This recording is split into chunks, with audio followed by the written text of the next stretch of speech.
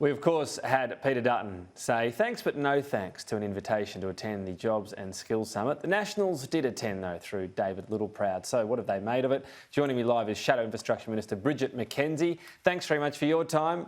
Peter Dutton said this was going to be nothing more than a talk fest. We've seen migration numbers increase with widespread agreement, and the boot might be, well, at least changed, if not given the boot. Are these real outcomes that we can welcome? Yeah, look, great to be with you, Tom. I'm really proud that the National Party stood up and was part of the Jobs and Skills Summit. Doesn't matter where you go across this country, whether it's here in Queensland, WA or my home state of Victoria, the number one topic has been skill shortages across a range of industries. And whilst, yes, we want to grow our own skill sets here and improve our vocational education and training system, and I'm looking forward to some positive announcements from premiers on harmonisation of licensing, for instance, in one of my portfolio areas of transport, and also decreasing regulatory impediments that actually mean we can't get drivers, particularly international drivers, on the road quick enough. So that aside, it's always been about increasing the migration numbers. So that's a really great result, and we've got some fabulous examples of migrant communities joining us in the regions, whether it's the Yazidi community in Tamworth, the Sikhs in places like Coffs Harbour, where we want them to come and make a permanent home with us in rural and regional Australia and help us grow and prosper going forward. So I think those announcements have been incredibly welcome. Obviously, I'm a little concerned that what was touted as a Jobs and Skills Summit has actually turned into an Industrial Relations Summit, which wasn't flagged in their election material. And so, you know, I remain to be convinced about some of those industrial reforms that have been touted. All right. And you've just seen the strike action. Oh, sorry, Tom. Strike action in New South Wales. Yeah. Sorry, you go. Sorry. Yeah, so I was just going to jump in. You mentioned, I just wanted to sort of cover off, first of all, migration. So 35,000 increase per year. It's up to 195,000. Of course, the Coalition took it down amid concerns maybe we were having growing pains in Australia. So where are we at sort of medium term? Do we need a few years of close to 200,000 at least? Because we lost a lot of potential skills during COVID. We really did, Tom. And we're not alone internationally in that actual status. So as we get our backpackers returning, as we get our international students returning to their pre-COVID numbers, we'll see a lot of those, particularly the lower skilled jobs, being taken up by that cohort of visitors. But having a skilled migration program heading towards the numbers that have been announced today is a positive thing.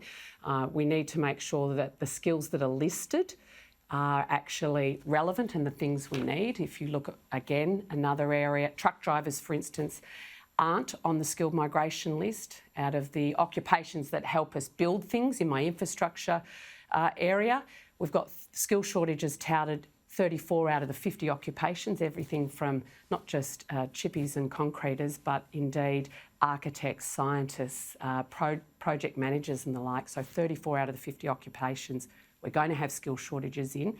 Now, if you're really interested about productivity growth and economic growth across our economy over the next decade, then you have to be investing in those large infrastructure projects that the federal government assists in, and we can't do that without workers. We've already flagged 100,000 shortage by next year, which is going to blow out timeframes and increase costs. So I think this is the right move from the government. And obviously, let's see how it goes.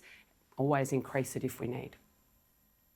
Yeah, so I guess you just keep a close watch on that. You mentioned industrial relations. Look, business certainly want change in this. I guess it's just agreeing on what change. Just about everyone agrees the better off overall test is too inflexible. We'll see what happens on that. On multi-employer bargaining, there's concerns maybe of increased strike capability or rights, if you like. Are you as the Coalition, or perhaps just I should say, are you as the Nationals willing to look at what this outcome is before demonising it straight away, because it's so hard to get agreement in this area? It is, and I've been part of industrial relation bargaining processes in my previous life, so I know how difficult it is to get an agreement. from the Nationals' perspective, we obviously want all Australian workers paid a fair wage for their work. We want productivity increases, though, across the economy.